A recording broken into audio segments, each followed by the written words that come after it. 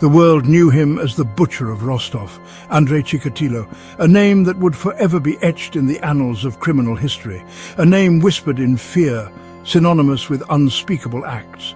His reign of terror was not just a series of crimes, but a dark chapter that haunted the collective memory of a nation. From 1978 to 1990, a chilling darkness descended upon the seemingly ordinary region of Rostov Oblast in the Soviet Union.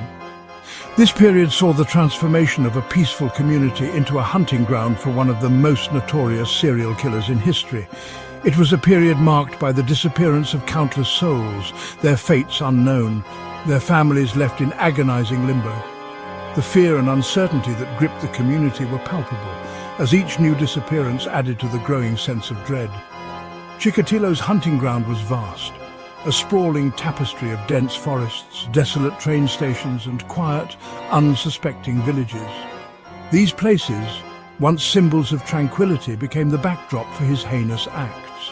He was a predator who blended seamlessly into the fabric of everyday life, a wolf in sheep's clothing. His unassuming appearance allowed him to move unnoticed, a shadow lurking in plain sight. His victims, mostly young boys and girls, crossed his path unaware of the horror that awaited them. Innocent and trusting, they could never have imagined the fate that lay ahead. He would lure them with promises of sweets, toys, or sometimes a chance to see something interesting. His methods were as varied as they were sinister, each one designed to exploit the innocence of his victims. Trust, once broken, paved the path for his gruesome desires. The shattered remnants of childhood innocence lay scattered in his wake, each broken toy a silent witness to his cruelty. Each innocent life extinguished became a gruesome testament to his insatiable bloodlust. The memorials that sprang up in the wake of his crimes were poignant reminders of the lives lost and the pain inflicted. The authorities were left baffled, scrambling to find a connection between the escalating cases. The sheer brutality and randomness of the crimes made it difficult to piece together a coherent narrative. The body count rose steadily, painting a terrifying picture of a killer who operated with chilling impunity. The relentless search for answers continued as the community grappled with the horror that had invaded their lives. Andrei Chikatilo was born into a world of poverty and hardship. His early years were spent in a small rural village in Ukraine, a place where the echoes of suffering were a constant backdrop to daily life. The landscape was harsh, the soil often unyielding, and the people, though resilient, were worn down by the relentless struggle to survive. His childhood in Ukraine was marred by the devastating famine that ravaged the region. This famine, known as the Holodomor, was a man-made disaster that claimed millions of lives. The scarcity of food was so severe that it drove people to the brink of desperation. Families were torn apart, and the very fabric of society began to unravel. This period of intense deprivation left an indelible mark on his psyche. The constant hunger, the sight of emaciated bodies, and the pervasive sense of hopelessness were etched into his memory. These early experiences of suffering and loss would later resurface in the most horrific ways. Stories circulated of cannibalism during those dark times, casting a sinister shadow over his formative years.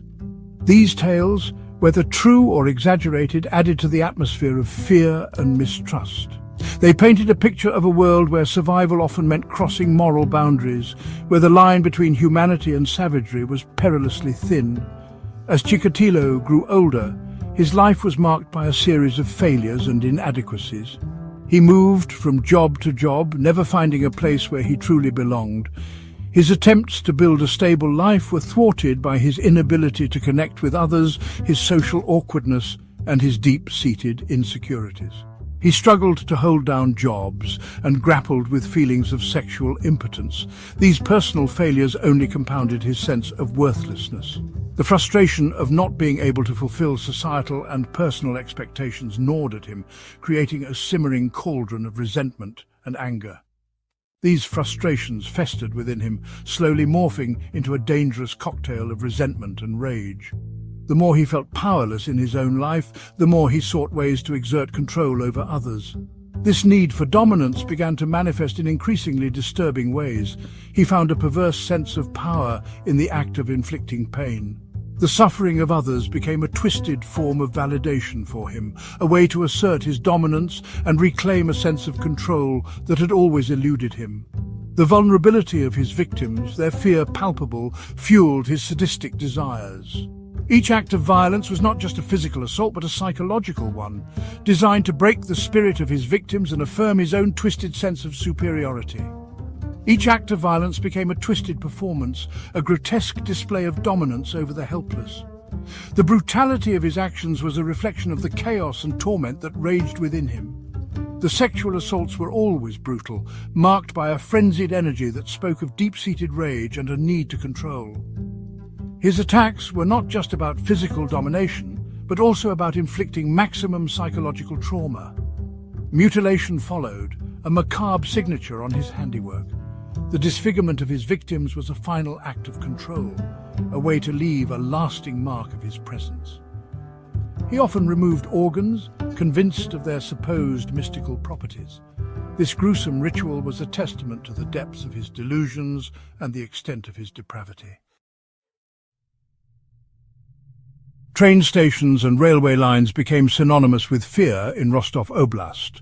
The transient nature of these locations provided the perfect cover for Chikatilo's crimes. He would often travel, posing as a harmless worker or businessman, blending into the crowds.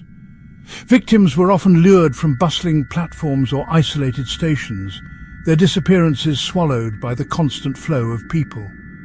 The vast network of railways allowed him to move quickly and efficiently, leaving a trail of bodies scattered across the region.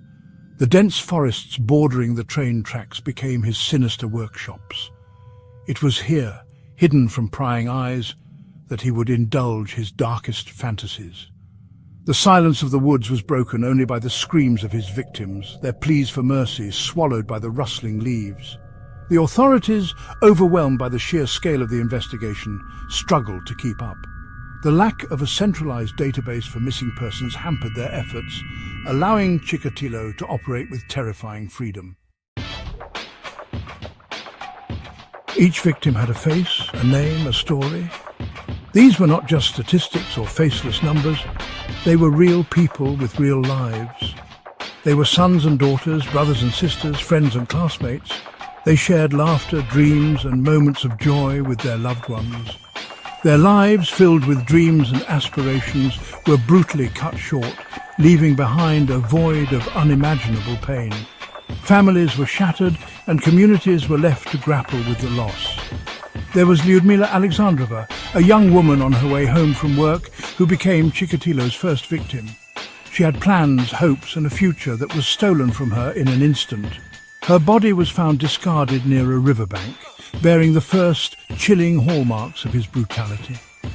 The discovery marked the beginning of a terrifying pattern.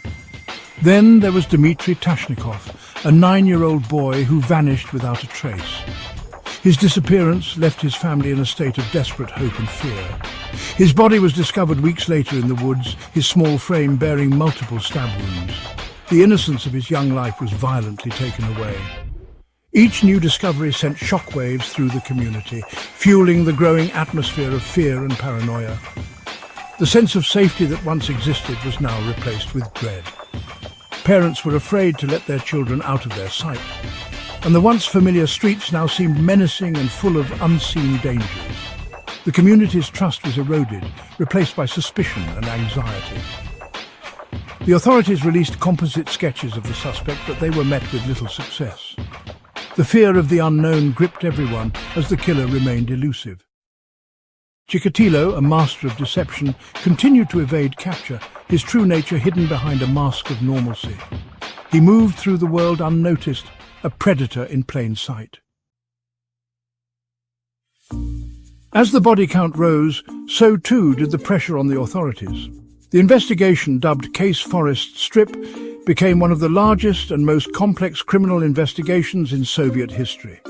Resources were poured into apprehending the perpetrator who had instilled such terror in the region. The seemingly random nature of Chikatilo's crimes made it difficult to establish a pattern. He preyed on both boys and girls, often targeting runaways, or those who were socially isolated. This lack of a specific victim profile only added to the complexity of the case. The authorities employed various tactics, including undercover agents, increased patrols, and mass DNA screenings. However, Chikatilo, cunning and cautious, remained one step ahead. He was careful to dispose of bodies far from the crime scenes, and his meticulous planning made it difficult to link him to the murders. The investigation dragged on for years, each passing day marked by the fear that the killer would strike again.